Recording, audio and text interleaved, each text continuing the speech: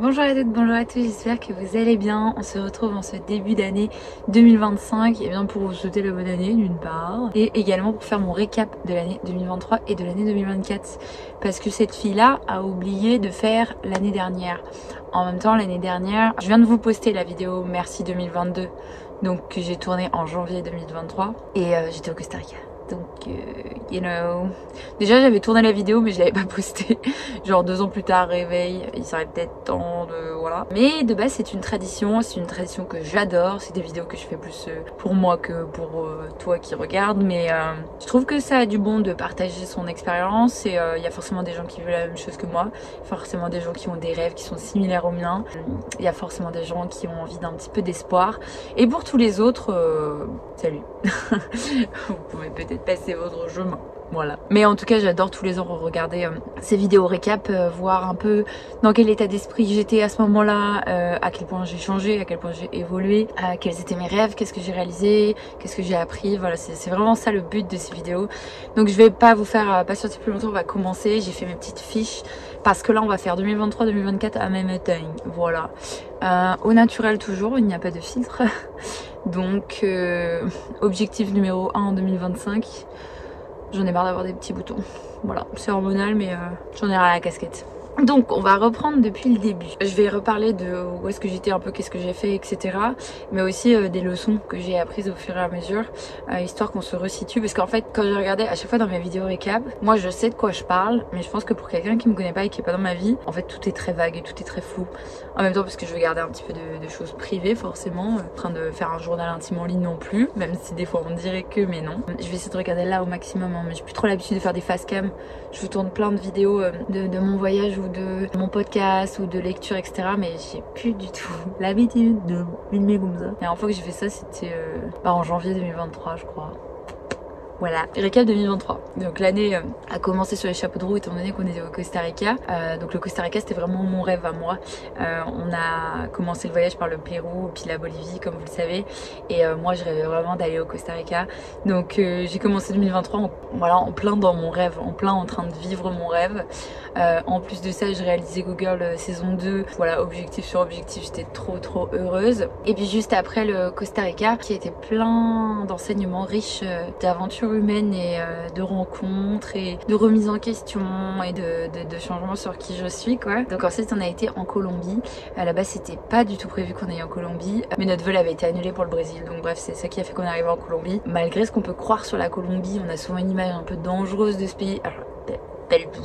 Il y a des endroits où c'est dangereux, comme partout évidemment. Il y a des endroits où faut pas traîner après 22 h évidemment. Mais de manière générale, il fait super bon vivre. Surtout notre lieu préféré, ça reste Casacayam, là où on a fait notre volontariat, notre bénévolat. Donc à Casacayam, donc c'était à Guatapé. Voilà, je cherchais la ville. Putain, c'est ouf. En même temps, c'était il y a 2 ans, donc le temps passe tellement vite. C'est vraiment quand on voit, ça fait combien de temps qu'on est rentré, ça fait combien de temps qu'on était en voyage. C'est là qu'on se rend compte à quel point la vie va super vite. Et surtout quand on est en France, parce que c'est un mode de vie tellement différent, tout est tellement accéléré, on prend plus le temps de vivre paisiblement et que tu te fais vite reprendre dans l'engrenage. Je peux vous assurer que le mode de vie en voyage, il n'y a rien de tel pour être heureux, vraiment. Voilà, en Colombie, j'ai réalisé d'autres objectifs que je m'étais fixés donc début 2023, notamment c'était de faire des cérémonies. Donc j'ai fait une cérémonie d'ayahuasca, j'ai fait aussi une cérémonie de San Pedro. Voilà, j'ai testé un peu les plantes médicinales de là-bas, en même temps c'était l'occasion. J'ai aussi fait une cérémonie de cacao sacré, c'était vraiment incroyable. En plus on a eu la chance et l'honneur de rencontrer, comment on les appelle, des autochtones je crois qu'on dit des autochtones. Donc des autochtones de là-bas qui nous ont fait l'honneur de leur présence et qui nous ont partagé en fait des rituels qu'ils ont eux dans leur communauté. Et c'était vraiment incroyable comme expérience. J'ai vu que des choses assez folle, notamment parler genre d'une âme à une âme juste en se regardant dans les yeux. Enfin ça c'était un exercice de tantra si je me souviens bien. Mais ça normalement je l'ai filmé, donc c'est dans mes Go Girl, hein. Je vous invite à aller checker ça. C'était la partie Colombie, donc c'est la dernière partie des derniers épisodes qu'il y a sur la chaîne. J'en ai aussi profité pour me faire tatouer. Le premier jour où je suis arrivée en Colombie, on était dans un bar, il y avait une tatoueuse qui faisait une presta dans le bar et on s'est dit allez pourquoi pas. Et du coup je me suis fait tatouer ce papillon là qui m'a coûté genre 20 €. Voilà, bon c'était hyper sécurisé, hyper safe, en termes d'hygiène etc, c'était vraiment tout nickel. Je me suis fait percer aussi, que ce soit l'oreille au Pérou, une autre partie du corps en Colombie, ça m'a coûté genre 8 €. Je me suis fait tatouer les mains aussi. Non mais alors ça j'aurais jamais pensé un jour me faire tatouer les mains parce que pour moi c'était genre je sais pas trop visible. Et je commence à avoir pas mal de tatous quand même. Voilà, donc ça c'était trop cool. Et surtout la Colombie, c'est là où on a rencontré les plus belles âmes. Disons que j'ai pas beaucoup d'amis et je suis très exigeante au fur et à mesure du temps, mais paradoxalement je suis aussi la personne qui en une soirée peut devenir presque meilleure amie avec quelqu'un quoi. Je dis presque parce qu'évidemment faut pas exagérer, mais j'ai rencontré des âmes tellement belles et avec lesquelles je vibrais tellement. Je pense notamment à Pao, vraiment mon coup de cœur number one du voyage, mais aussi les gens de Casacayam, vraiment d'ailleurs je l'ai rencontré à Casacayam, mais tous les gens qui travaillaient à Casacayam, les gens qui passaient à Casacayam, Marie évidemment qui fait tellement partie de notre voyage. Désolée si j'en oublie d'autres, mais là je suis un peu dans l'émotion du truc et tout. Ça se trouve je vais me dire oh mince j'ai oublié un tel, comment j'ai fait. Mais bref, en tout cas voilà, j'ai rencontré des gens absolument géniaux et en fait ça m'a permis de plus me sentir seule, de plus me sentir aussi si différente, parce que finalement en voyage les gens sont très différents et surtout un truc hyper important c'est qu'ils assument leurs différences. Et du coup quand tu vois des gens briller dans leurs différences, c'est tellement beau, mais tellement beau et tellement inspirant que c'est comme si ça t'offrait d'un seul coup cette liberté et tu te dis mais là il y a rien qui me retient d'être moi-même, il y a vraiment aucune structure sociale qui m'impose quoi que ce soit, aucun dogme, aucun... Et du coup t'es juste toi, t'es librement toi, tu laisses parler ta différence, c'est d'une beauté, d'une richesse incommensurable, genre vraiment. Après je pense qu'il faut peut-être le vivre pour le comprendre, mais c'est la beauté de l'humanité vraiment et la beauté de la vie. Je sais pas si tous les voyages font ça, mais en tout cas l'Amérique du Sud et l'Amérique centrale nous ont agrandi le cœur, ou en tout cas fait explorer des nouvelles parts de notre humanité, des nouvelles parts de notre cœur. Je dis on, mais en fait je devrais dire moi parce qu'on va parler à la place de quelqu'un d'autre, mais bon, on a déjà eu pas mal de discussions avec Victor à ce sujet et ça lui a fait à peu près pareil, donc voilà. Je suis grave dans l'émotion, je suis grave... Un autre truc aussi que je me souviens, c'est que déjà fin 2022, début 2023, j'avais déjà de plus en plus envie de prendre encore plus soin de ma santé, que ce soit santé mentale évidemment, mais santé physique aussi. Et je sais que toute l'année 2023, c'était une année d'apprentissage et une année où je devais mettre plein de choses en place pour atteindre ces objectifs-là qui sont plus finalement des objectifs à long terme parce qu'il n'y a pas vraiment de ligne d'arrivée, c'est plus un quotidien, une routine que tu arrives à installer qui font que tu atteins cet objectif-là. Mais en tout cas, ouais, j'ai semé beaucoup de graines à ce moment-là.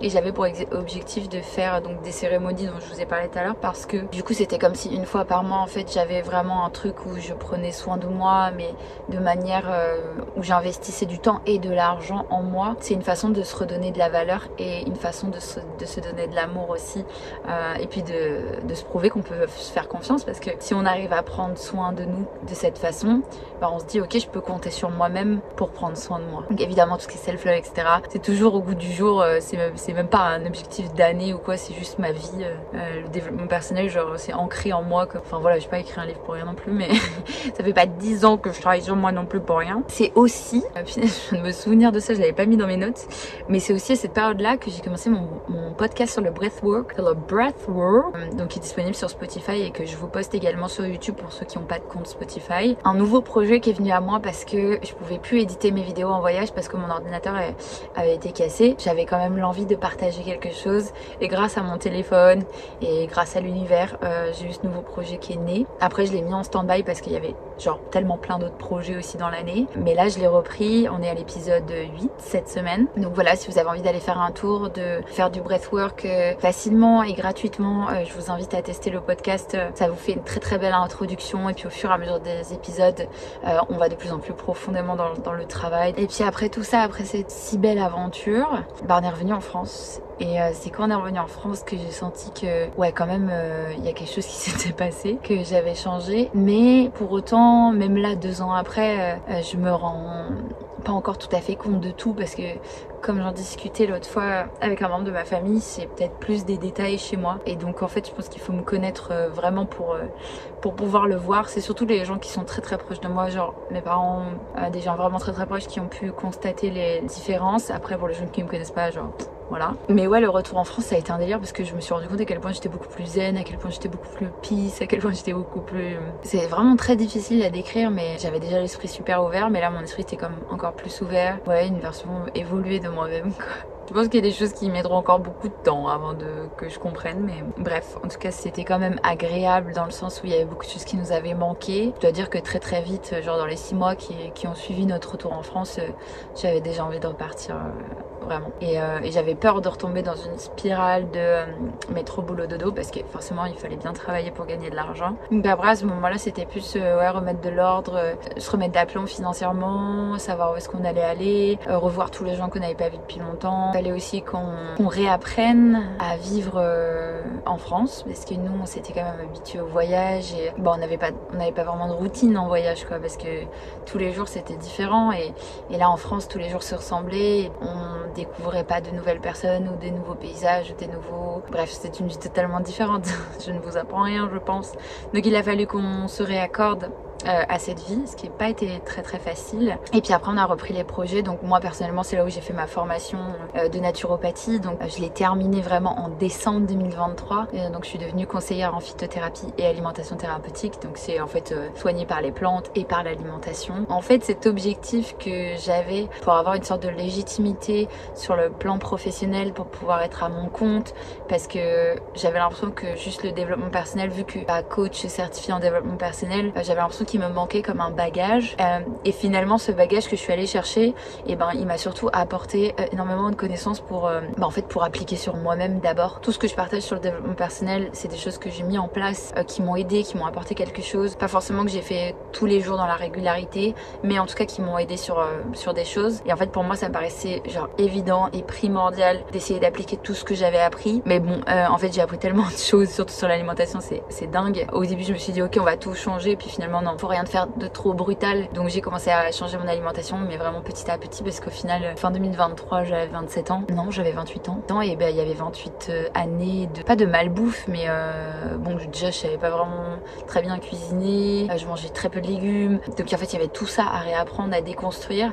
Et même encore aujourd'hui, là en janvier 2025, quand je vous parle, je suis encore en train d'instaurer des nouvelles choses petit à petit dans mon alimentation. J'ai juste envie de manger mieux, mais j'en suis pas à un point où je bannis totalement la viande, même si bon je suis très soucieuse de la cause animale, mais encore une fois voilà, chacun son rythme. J'ai comme dans la tête en fait si quand je me vois dans le futur je me vois végétarienne, que on verra bien, pas de pression. D'ailleurs en parlant de pression, petit point sur l'état de stress et d'anxiété de 2023, c'est marrant parce que juste après avoir tourné la vidéo au Costa Rica, je disais que j'allais beaucoup mieux grâce à la méditation, et ben je suis retombée dans l'année 2023, j'ai eu des phases de down assez intenses et fin d'année j'ai testé l'EMDR avec une psy et ça m'a beaucoup aidé pour les crises d'angoisse. Ça j'en ai plus fait pendant 6 mois et après en 2024 c'est revenu et du coup j'ai pris d'autres mesures. Faut savoir que les crises d'angoisse chez moi c'est plus un symptôme, c'est pas la source du problème. La source du problème c'est mes traumas évidemment. Je suis ok avec le fait que ça prendra du temps et que ça prendra peut-être 1000 méthodes, mais en tout cas il y a des choses qui me font du bien. Souvent c'est que temporaire, mais bref je vous reparlerai de mes autres choses mises en place après. Ah oui, un élément de dingue aussi, c'est que quand on est rentré en mai 2023, et ben j'ai récupéré mon chat Azur, que vous connaissez sans doute si vous me suivez depuis longtemps. Mon chat était resté bloqué chez mon grand frère à cause du Covid et après ben moi je faisais que bouger, donc j'avais plus de domicile stable pour le récupérer, donc il est resté beaucoup trop longtemps chez mon frère alors que bah, c'est mon chat, genre en fait il était censé être avec moi. Ça a fait du bien à mon frère de l'avoir, donc bon on va dire que ce qui devait arriver est arrivé, pas vivre avec des regrets, mais c'est une chose que je referai plus jamais, ça c'est sûr et certain. Voilà, bref, c'était une petite aparté et du coup bah voilà, depuis il est de nouveau avec nous et il va très bien et il va avoir 10 ans cette année et moi je vais avoir 30 ans cette année.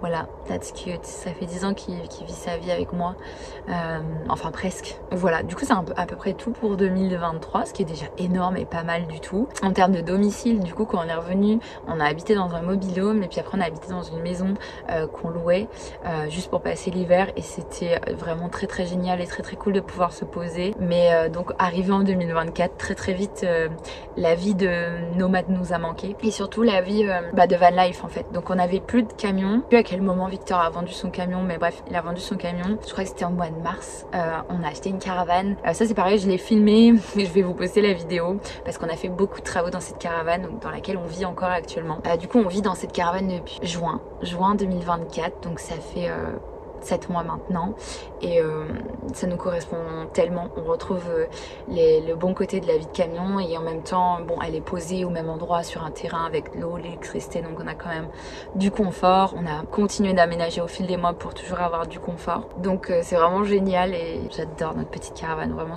ça nous correspond, quoi. Voilà, c'est tout. Les gens qui nous connaissent vraiment le savent. Pour les autres, poubelle. Aussi, ce que j'ai appris en 2023, juste pour terminer, c'est 2 leçons que j'ai mis. Ah non, j'en ai mis qu'une.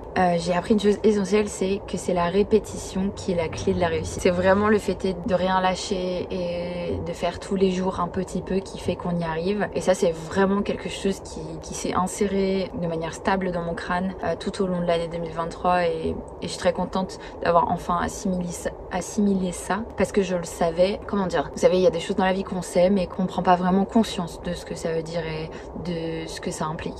Les temps forts de 2024, comme je vous disais, j'ai commencé l'année 2024, j'étais encore en Bretagne et puis après par rapport au travail et aux ambitions du Victor, on a dû bouger. On était un peu en latence au début 2024 parce qu'en fait on savait pas dans quelle ville on allait aller, ça dépendait en fait de là où on trouverait la formation pour Victor. Donc on était vraiment dans cette entre-deux, t'es hébergé avant d'aller voir la caravane, etc. On était vraiment en ballottage et c'était vraiment incertain début 2024, mais ça faisait déjà des mois et des mois qu'on parlait d'acheter une forêt parce que c'est en fait l'un des premiers rêves dont on a parlé Victor et moi quand on s'est rencontrés. On avait ce rêve en commun là aussi, donc de voyager mais aussi d'acheter une forêt, mais c'est surtout pour vivre dans un environnement qui respecte la nature et en fait avoir une vie plus humaine, je dirais. Donc bref, on avait fait déjà des démarches pour ça, notamment on avait participé à une enchère et on avait laissé ça de côté et puis bah voilà, on était dans ce moment de ballottage début de 2024. Après on a eu la caravane, donc ça nous a donné un nouvel objectif en attendant en fait d'en savoir plus sur quelle allait être la vie. Moi je faisais un petit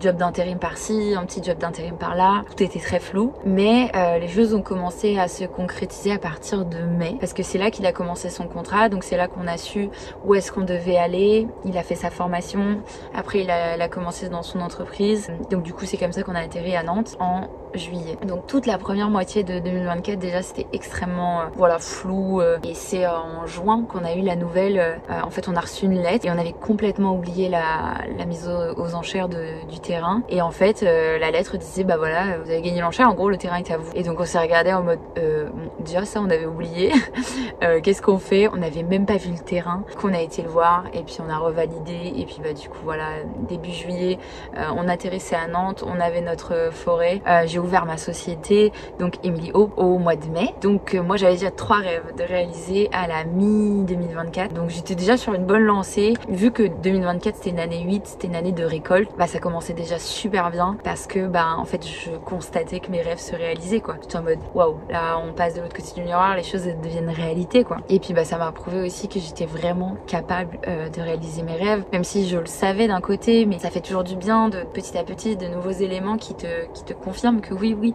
t'es capable, qui te permettent de vraiment croire en toi de plus en plus, parce que croire en soi c'est comme l'amour de soi, c'est pas ok on te donne ta médaille et puis t'as tout le temps confiance en toi et tu t'aimes tout le temps. Non, c'est vraiment des choses qui se gagnent, voilà, c'est une relation qu'on construit, donc voilà, c'est vraiment un truc qui se fait au fil du temps. Et oui si je continue mes efforts, tout est possible. Et donc après l'été c'était super parce que bah on a regoûté à la vie dehors quoi. Déjà on avait fait plusieurs villes avant d'atterrir à Nantes et puis en arrivant ici on retrouvait la joie en fait de vivre à moitié dedans, à moitié dehors. Après bon il a fallu quand même que je retravaille, perdre de l'argent hein. Mais j'avais une petite frustration parce que j'avais créé mon entreprise en mai et même si je sais que ça prend énormément de temps, genre au moins 3 ans avant d'avoir des revenus avec sa propre entreprise, j'avais une petite frustration d'aller travailler pour un employeur et donc ne pas travailler pour moi. Là dernièrement juste avant la fin de l'année 2024, priant où je faisais comme 55-60 heures par semaine. Et c'est des périodes où forcément je pouvais pas être à fond dans mon entreprise. Mais dès qu'on est arrivé en octobre 2024, donc j'ai laissé passer l'été, j'ai pu faire 2 salons du bien-être. Donc ça m'a encore sorti de ma zone de confort, ça m'a challengée. Je me suis présentée un petit peu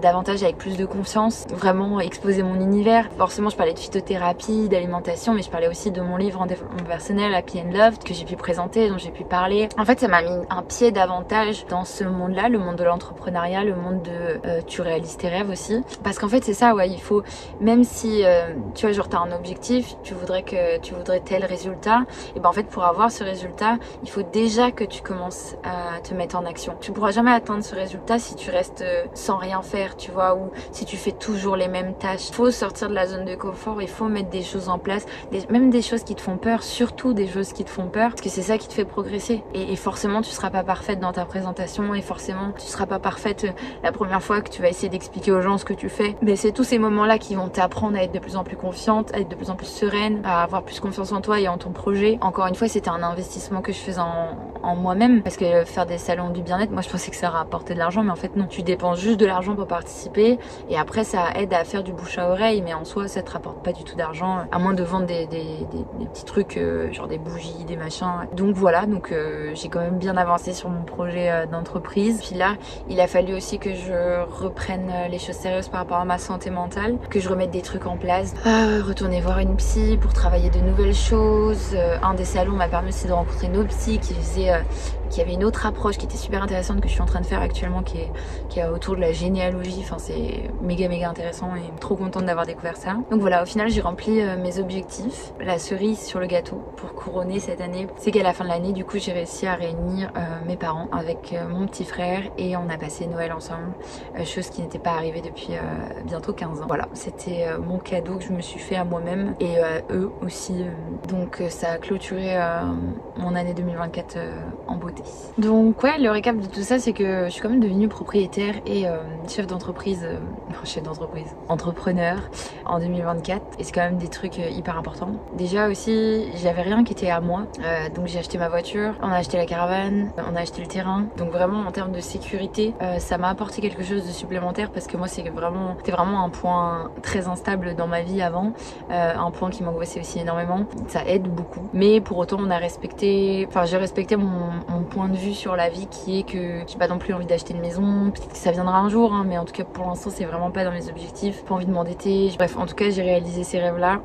Ça me conforte toujours dans l'idée que vraiment je vous avais fait une vidéo qui s'appelle Créer ta vie, peut-être planifier son année, de répartir par trimestre ou par semestre les objectifs que tu veux atteindre, etc. Pour moi c'est vraiment la clé pour réaliser ses rêves et y croire et mettre les choses en place. Mais vraiment, tandis que ouais, vraiment si vous planifiez pas du tout votre année ou vos objectifs, en fait vous allez juste les oublier, et vous allez vous prendre en fait dans cet engrenage de métro boulot dodo, qu'on le veuille ou non, qu'on soit pour ou contre. On est de plus en plus dans une société où on a de plus en plus besoin d'argent, la vie coûte cher, etc. Et du coup en fait on se laisse vite happer par ce besoin d'argent, et à en oublier nos rêves, et à de plus en plus perdre espoir qu'ils vont se réaliser, perdre espoir que c'est possible, et on n'ose plus y croire à la fin. Donc sachez juste que moi je roule pas du tout sur l'or, et que pour autant j'arrive à réaliser certains rêves, donc vous pouvez le faire aussi. Je sais pas quelles sont vos situations, je dis pas qu'on est tous pareils, je sais qu'il y en a qui ont plus de chance que d'autres, il y en a qui sont privilégiés aussi. Je veux véhiculer un message d'espoir sur sachez que c'est possible et que c'est pas réservé à une élite de gens. Donc je vous invite vraiment à aller regarder cette vidéo, et je vous souhaite de réaliser vos rêves. Bon, après ça laisse la place à la spontanéité de la vie, bien sûr, hein. Des fois tu te rends compte que ça bloque à un endroit, et en fait c'est parce que faut que tu t'investisses sur autre chose en attendant, comme par exemple pour la caravane. C'est une période de flou comme je vous ai dit, et le fait est qu'on ait ce projet de caravane, et ça nous a permis en fait d'arrêter d'être dans l'attente. On s'est focalisé sur un autre projet, et ça fait que toute l'autre situation elle s'est débloquée, mais toute seule comme ça, quoi. Comme si l'univers attendait qu'on fasse ça. C'est comme si c'était la dernière étape pour avoir le reste qui défile, quoi. Donc vraiment toujours garder un esprit optimiste, croire en ses rêves, croire en soi, pas écouter les autres, vraiment, mais vraiment. Je sais que c'est dur à faire, je sais que c'est dur à... En vrai, il y a que vous qui faites votre vie, il y a que vous qui vivez votre vie, se remettre en question dans la vie, mais pas trop longtemps non plus, quoi. J'espère que cette vidéo vous aura aidé et inspiré à réaliser vos propres rêves, à faire le point sur votre année, et à comprendre que tout est possible, tout est réalisable, et qu'on peut se sortir des pires situations aussi, même si là dans cette vidéo je parle pas de trucs dramatiques, hein, mais j'ai eu une vie, et si je fais tout ça, ces vidéos, et si je parle de tout ça, c'est vraiment pour que vous sachiez que vous n'êtes pas seul, et que vous avez le droit d'avoir une vie merveilleuse, peu importe ce que vous avez vécu. Donc voilà, je vous fais des gros bisous. J'ai trop hâte pour cette année 2025. J'ai plein de trucs à réaliser, c'est déjà en cours. Mais je vous en parle l'année prochaine. Bisous, et merci d'avoir regardé cette vidéo.